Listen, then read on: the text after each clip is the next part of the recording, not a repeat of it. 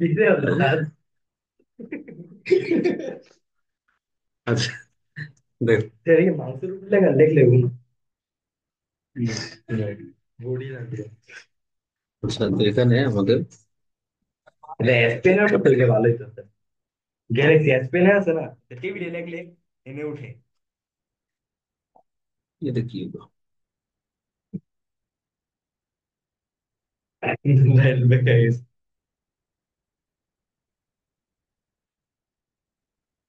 আচ্ছা তুল্য রোধ কত দেখো তো। চাষে খেলতে যাবেন?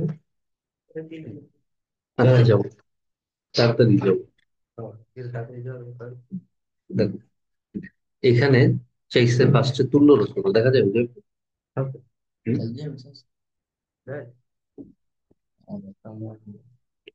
তোমার যাওয়া লাগবে। তুমি বাসায় বসে পড়বো, সকালে আসলে সকালে আমরা অনেক লং করছি।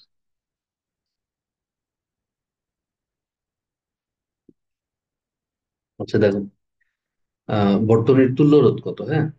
এটা কিন্তু তামিমের অনেক ইম্পর্টেন্ট একটা কোশ্চেন। বর্তনীর তুল্য রোধ কত? তো আমরা ফার্স্ট আইডেন্টিফাই করি এই যে 3 আর 4 এই দুইটা কিন্তু শ্রেণীতে। ইয়াসিন না করছো? শ্রেণীতে তুল্য রোধ দেখবার কত? স্যার ওটা দিয়ে বুঝে দেবো। মানে পরে একবারে পরেরটা বেশি বলে, ইম্পর্টেন্ট। এই যে 3 আর 4 শ্রেণীতে, তাই না? তাহলে 3 আর 4 কে শ্রেণীতে করলে হয় 7 ওহম। এরপরে হচ্ছে এই 7 ওহমের সাথে 5 ওহম, হ্যাঁ এই দুইটা মিলে 7 আর 5 কিন্তু সমান্তরাল। ওটা ওটা করে পাইছে হচ্ছে 35/12। তো তাহলে এই এতটুকু সলভ হয়ে গেল। এই যে ডি আর ই সলভ, ডি ই বিন্দুর মাঝখানে যা আছে সব সলভ। আচ্ছা তারপরে তোমার আবার এখানে তোমার 8 আর 7 এই দুইটা শ্রেণীতে, কিন্তু এই দুইটা কেন শ্রেণীতে? কারণ দেখো এখানে কোনো কারেন্ট ভাগ হয় না। এই দুইটাতে একই কারেন্ট গেছে। দেখো আচ্ছা 8 7 15-র সাথে 6, এই 15 আর 6 কিন্তু সমান্তরাল।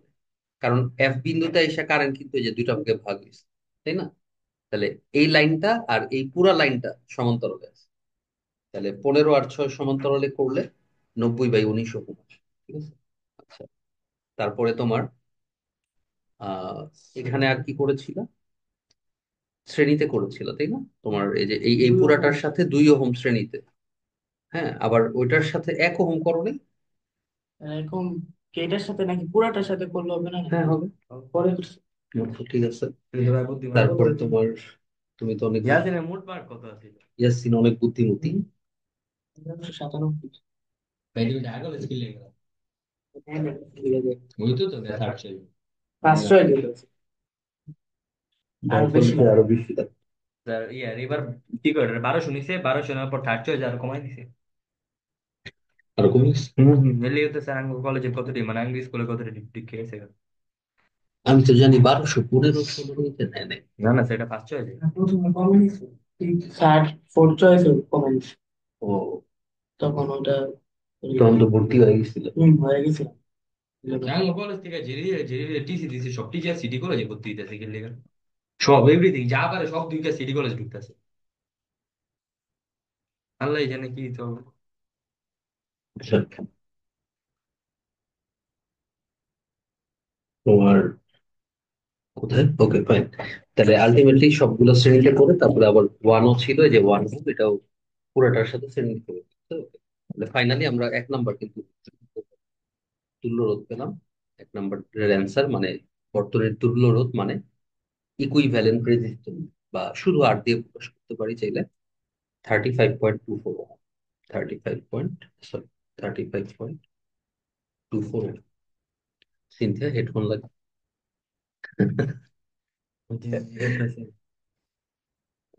তো এখন প্রতিটি রোধের মধ্য দিয়ে কি পরিমাণ কারেন্ট যাবে? ঠিক আছে, অঙ্কটার কারেন্ট কিন্তু খারাপ না। প্রতিটি রোধের মধ্য দিয়ে কারেন্ট। তো আগে হচ্ছে তোমার মোট কারেন্ট বের করতে হবে, হ্যাঁ? তাহলে 2 নম্বরের অ্যান্সারটা আমরা করি। তাহলে আগে হচ্ছে বর্তনীর মোট কারেন্ট বের করতে হবে। কারেন্টের সূত্র I equal to V by R. তাহলে ভি হচ্ছে তোমার কত, 48 ভোল্টেজ। আর আর হলো কত, 35.2। ঠিক আছে। 1.36 অ্যাম্পিয়ার। কম কারেন্টই যাবে, 1.36 অ্যাম্পিয়ার কারেন্ট যাবে। আচ্ছা, তো এত অ্যাম্পিয়ার কারেন্ট যাবে। তো এখন আমাদেরকে বলছে যে প্রতিটি রোধের মধ্য দিয়ে, দেখো প্রথমে 1 ওহম যেটা, হ্যাঁ, এই যে এই 1 ওহম, এই 1 ওহম রোধের মধ্য দিয়ে তো টোটাল কারেন্টই যাবে, তাই না? টোটাল কারেন্টই যাবে, তাহলে আমরা বলতে পারি যে তোমার 1 ওহমের মধ্য দিয়ে, এর মধ্য দিয়ে কতটুকু কারেন্ট যাবে? টোটাল কারেন্ট হচ্ছে কত? 1.36 অ্যাম্পিয়ার তড়িৎ প্রবাহ হবে। ঠিক আছে, এত অ্যাম্পিয়ার তড়িৎ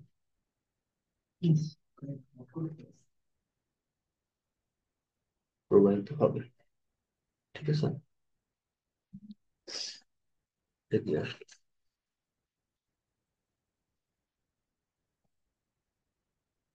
এত অ্যাম্পিয়ার তড়িৎ প্রবাহিত হবে। ওকে, 2 ওহমেও কিন্তু সেম, দেখো। 2 ওহমেও সেম না? টোটাল কারেন্টই তো যাবে, এই যে টোটাল কারেন্টটাই আসতেছে, তাই না? এদিক দিয়ে আসতেছে, যাচ্ছে। তাহলে আমরা বলতে পারি 2 ওহমের মধ্য দিয়েও, 2 ওহমের মধ্য দিয়েও এই তো এটার সিক্স নামটা অ্যাম্পিয়ার অন্যভাবে করছিলাম একটা, যেমন তড়িৎ এ আর প্রবাহিত বি হবে। ধরছি, এ আর বির মধ্যে দিয়ে যে এত পরিমাণ তড়িৎ গেছে বা ভোল্টেজ ড্রপ গেছে, কারণ ইয়ার রোধ আছে একটা। ওইটা হচ্ছে বিভব, এখন আমরা আসি না, ওটা 3 নম্বর লাগবে। প্রতিটি বিন্দু বিভব, আগে আমি কারেন্ট তো বের ভাবতেছি করতেছি। স্যার ওটাই এটা। ঠিক আছে, আগে কারেন্ট বের করতেছি। তো এখন আইসা এখানে ডিই বিন্দুর বিভব লাগবে। এই যে এই দুইটা বিন্দুর বিভব পার্থক্য লাগবে। এখানে কতটুকু ভোল্টেজ ড্রপ হয়েছে, হ্যাঁ, এটা লাগবে। আমরা যদি এখানে একটা ডট চিহ্ন দিই, মানে এখানে কতটুকু, এই যে ভিডি, এখানে কতটুকু ভোল্টেজ ড্রপ হয়েছে, হ্যাঁ, এটা লাগবে। তো ভোল্টেজ ড্রপটা যদি বের করি, সহজ, কঠিন কিছু না। তাহলে ডি বিন্দুর বিভব পার্থক্য সমান ভি ইকুয়াল টু আই আর, তাই না সূত্র? তো আই বলতে মোট কারেন্ট। কেন? কারণ ডি বিন্দুতে মোট কারেন্ট ছিল, ই বিন্দুতেও মোট কারেন্ট মিলিত হয়েছে। আচ্ছা, তাহলে আই বলতে মোট কারেন্ট পাইছি কত? 1.36 অ্যাম্পিয়ার। আর বলতে বোঝায় যে ডি আর ই এর মধ্যে যতটুকু রোধ। তো ডি আর ই এর মধ্যে তুল্য রোধ বের করছিলাম না? 4 আর 3 কত? 7 ওহম, 7 আর 5 সমান্তরাল আছে। কত হয়? 35 ভাগ 12। ব্যাস, তাহলে 35 ভাগ 12। তাহলে এটা পাচ্ছি আমরা ডি মধ্যে বিভব পার্থক্য। ঠিক আছে, আচ্ছা, 3.7, 3.97 ভোল্টে যেখানে ড্রপ হয়েছে। ঠিক আছে, ওকে, আমরা 3.97 ভোল্টেজ ড্রপ হয়েছে। তো এখন এইখানে আমরা যদি ধরি যে কারেন্ট দুইটা ভাগে ভাগ হয়ে গেছে, তাই না? এই যে এই বিন্দুতে এসে কারেন্ট দুইটা ভাগে ভাগ হবে। এটা ধরো I1, আর এই পোর্শনটা হচ্ছে কত? I2। এটা I1, এটা I2। ঠিক আছে, তো I1 যদি বের করি, যেখানে করি বা এখানে করি, I1 সমান I equal to V by R. V বলতে কি? ভি বলতে ভি অফ ডি, তাই না? কারণ I1টা ভাগ হয়েছিল ডি বিন্দুর পর থেকে, I1টা মিলিত হয়েছে আবার কিন্তু এই বিন্দু, এর জন্য বিভব পার্থক্য হচ্ছে ডি, I1 এর জন্য। আর রোধ কত?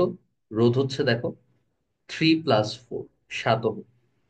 কারণ I1 কারেন্টটা কিন্তু শুধু 3 দিয়েই যায় নাই, 3 + 4। ঠিক আছে, তাহলে এখান থেকে আমরা যদি মান বসি, 3.97/7 কত এম্পিয়ার? মারো মারো, মশা মারো। মশার কথা বলতে জিরো ঈশার পয়েন্ট কথা ফাইভ বলে। থ্রি ফাইভ সেভেন মশা ঈশা, মশা ঈশা। ফাইভ থ্রি ভালো অবস্থা বলে তো ভালোই হয়েছে ফাইভ স্যার, সেভেন দরজা। এম্পিয়ার হ্যাঁ।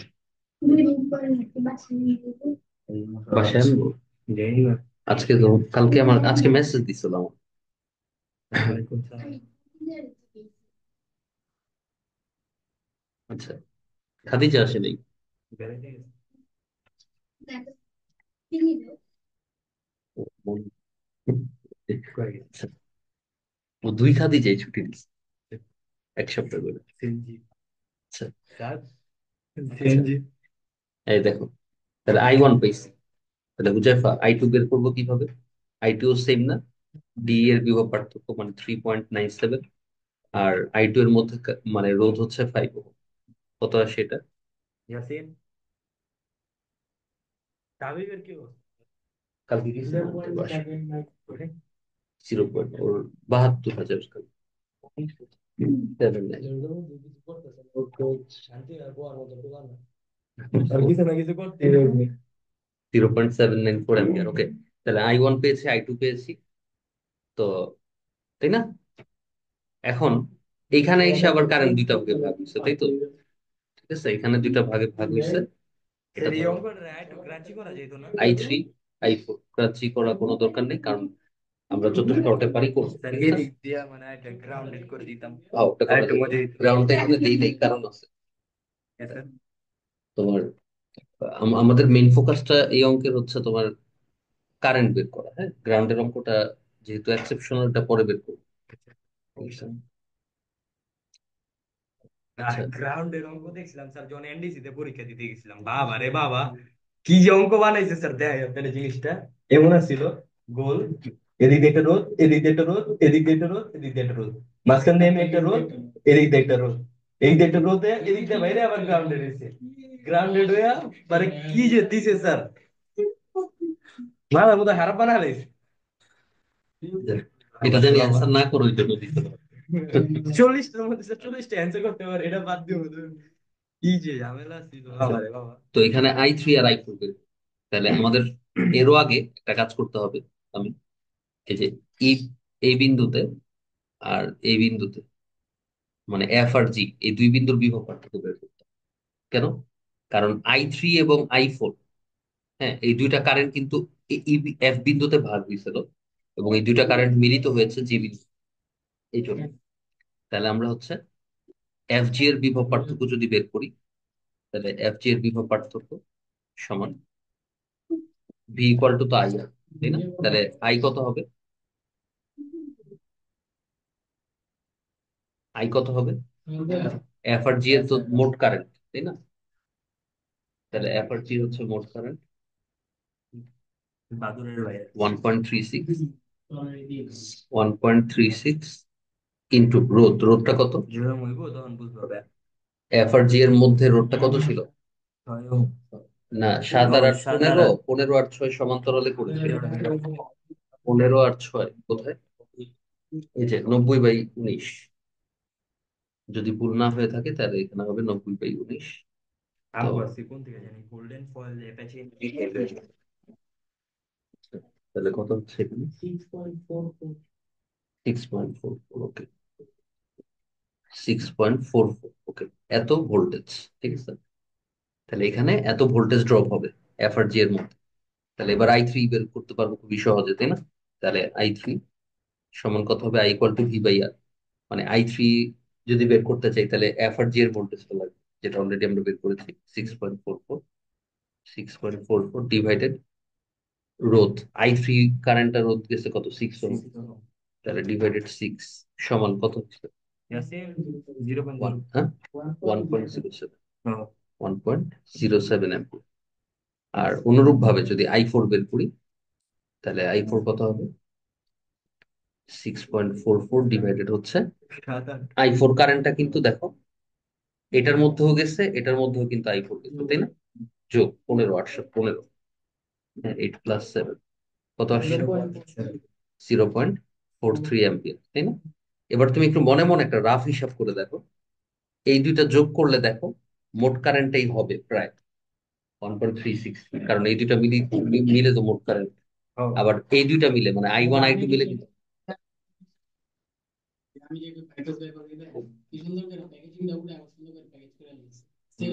দেখছি। হুম। এই কাজটা মানে টিসি দেওয়ার জন্য। না, একটু বড় দিক। এখানে এরপরে হচ্ছে আমাদের বিভব বের করতে হবে, হ্যাঁ। বিভব প্রতিটি বিন্দু, আমাদের কিন্তু 2 নম্বর কোশ্চেনটা শেষ তবে। তো Yes. প্রতিটি বিন্দুর বিভব বের করতে হবে। তো প্রতিটি বিন্দুর বিভব বলতে হচ্ছে আমরা এ বিন্দুতে বিভব বের করবো ফার্স্ট। আচ্ছা, তাহলে বুঝতে পারছো আমরা এখানে হচ্ছে তোমার এ বিন্দুর বিভবটা দেখি। আচ্ছা, এ বিন্দুর বিভব দেখো, এ বিন্দুর বিভব হচ্ছে পুরো 48 ভোল্টেজ। কেন? কারণ দেখো, এটা এটা প্লাস আর এটা মাইনাস, তাই না? এটা প্লাস আর এটা মাইনাস। তো ব্যাপারটা এমন যে এ বিন্দুর বিভব 48 ভোল্টেজ, আর জি বিন্দুর বিভব হচ্ছে 0 ভোল্টেজ। এই যে জি বিন্দুর পরে তো আর কোনো রোধ নেই, ঠিক আছে? তার মানে জি বিন্দু মানে এই মাইনাস বিন্দুটা, এই যে এটা, তাই না? হুম। তাহলে এটা 0 ভোল্টেজ, যেটা জিরো, আর এটা হচ্ছে তোমার কি 48 ভোল্টেজ। এবং এদের পার্থক্যটা কত? এই যে 48 ভোল্টেজ, এই যে পার্থক্য, এটা কিন্তু পার্থক্য, বিভব পার্থক্য নট বিভব। বিভব ঠিক আছে। পার্থক্য। আচ্ছা, তো এখন আমরা যদি সি বিন্দুতে বিভব বের করতে চাই, সি বিন্দুতে বিভব কি হবে?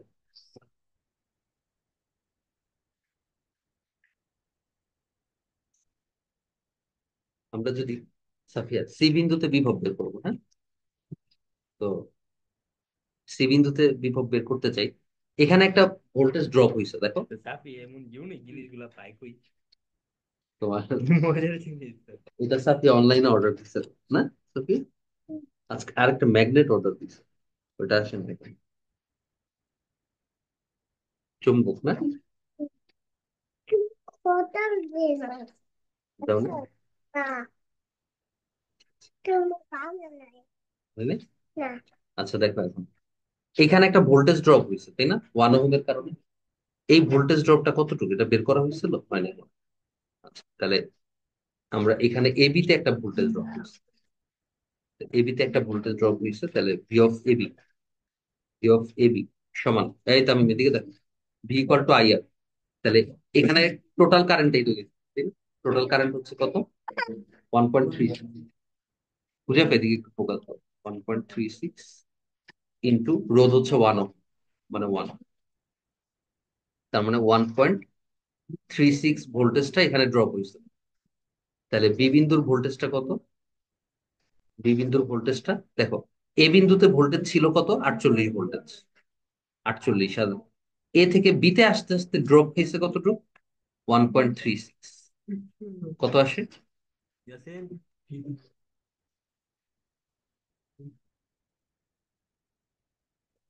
47। 46.64 ভোল্টেজ, ঠিক আছে। তাহলে বি বিন্দুতে ভোল্টেজ যা, এটাই কিন্তু সি সি বিন্দুর বিন্দু ভোল্টেজ। কারণ কোনো ই নেই। কেন? মাঝখানে কোনো রোধ নেই। দেখো, বিআরসি এর মাঝখানে রোধ না থাকলে ভোল্টেজ ড্রপ হবে না। কিছু ভোল্টেজ খরচ হয় রোধ থাকলে। রোধ মানে কি? ধর একটা বাতি, ইলেকট্রনিক, ইলেকট্রিক্যাল যে কোনো ডিভাইস এক একটা কি রোধ, ঠিক আছে। তাহলে এখানে সি বিন্দুর ভোল্টেজও সেম। এবার এইখানে কিন্তু ভোল্টেজ ড্রপ পেয়েছে, তাই না? তাহলে যে সিডি এর মাঝখানে একটা ড্রপ পেয়েছে ভোল্টেজ, তাহলে এই ভোল্টেজ ড্রপটা কত? মানে যে ভি অফ সিডি, তাহলে এটা বের করি। তাহলে ভি অফ সিডি, ভি ইকুয়ালটা আমরা জানি আই আর। আই মানে হচ্ছে মূল কারেন্ট, এই যে 1.36 ইন্টু আর হচ্ছে রোধ। রোধ কত? 2 ওহম। কত আসছে? ইয়াসিন, হুম? 2.7। আচ্ছা, 2.72 ভোল্টেজ। তাহলে এখানে ভোল্টেজ ড্রপ হয়েছে কত? 2.72 ভোল্টেজ। তাহলে হ্যাঁ, তাহলে ডি বিন্দুতে এখন ভোল্টেজ আছে কতটুকু? তাহলে যে অতএব ডি বিন্দুতে ভোল্টেজ 46.64। আছে, দেখো সি বিন্দুতে কতটুকু ছিল? 46.64। 46.64 থেকে মাইনাস হবে এই যে ডিতে যাইতে যাইতে এতটুকু ড্রপ, 2.7, 2.7। কত আসছে?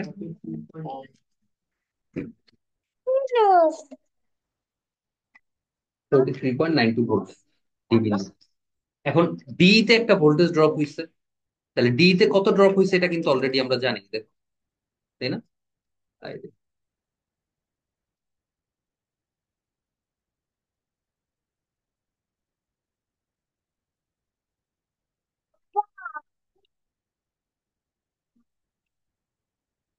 আছে?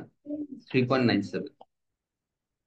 তাহলে ডি তে যদি 3.97 ড্রপ হয়, হ্যাঁ, তাহলে ই বিন্দুতে ভোল্টেজ কত? ই বিন্দুতে ভোল্টেজ, ডি বিন্দুতে ভোল্টেজ ছিল 43.92, মাইনাস ড্রপ হয়েছে 3.97। 3.97 কত আসছে? ইয়াসিন 39.95। 39.95। হিউজ একটা ভোল্টেজ ড্রপ হয়েছে, তাই না? না, হিউজ কমই হয়েছে। হিউজ আছে অলরেডি 40, প্রায় 40 ভোল্টেজ এক মাস।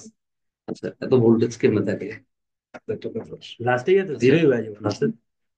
দেখি। তো এখন তোমার ই বিন্দুর ভোল্টেজ যা, এফ বিন্দুর ভোল্টেজও কিন্তু তাই।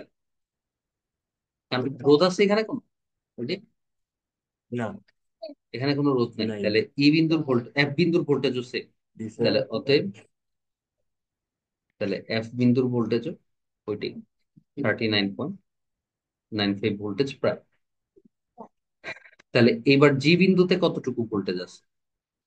তাহলে জি বিন্দুর ভোল্টেজও বের করা যাবে, খুবই সহজ।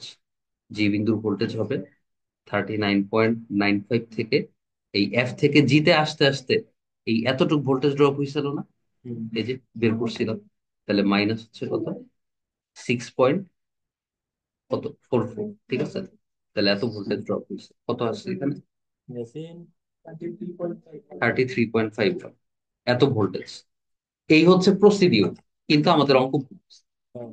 না, লাস্টে গিয়ে তো জিরো হয়ে যাবে। কেন ভুল হয়েছে? কারণ জি বিন্দুতে ভোল্টেজ জিরো আসে না। জি বিন্দুতে অবশ্যই ভোল্টেজ জিরো আসে না, ঠিক আছে? আচ্ছা, এখানে প্রথম কথা হচ্ছে আমরা র্যান্ডম মান ধরছি, আন্দাজে আমি মান দিচ্ছি, ঠিক আছে, 48 ভোল্ট হিসাবে। কিন্তু আন্দাজে মান দিলে মিলার তো, ইয়াসিন তোমার কোন একটা ক্যালকুলেশন শুরুর দিকে। ইয়াসিন ভাইয়া। আমাদের এই জি বিন্দুতে ভোল্টেজ আসার কথা জিরো। কেন জিরো? এরপরে তো আর কোনো রোধই নেই। 48 ভোল্টেজ নিয়ে যাত্রা শুরু করছে, জি বিন্দুতে আইসা টোটালটা শেষ। বুঝছো? মানে প্রসেসটা বুঝছো? অঙ্কের তোমার ক্যালকুলেশন ভুল হয়েছে কিন্তু সমস্যা নেই, বাট প্রসেসটা ঠিক। ঠিক আছে, ক্যালকুলেশনটা একটু সাবধান। প্রত্যেকের জন্য 2 মার্ক পাবে।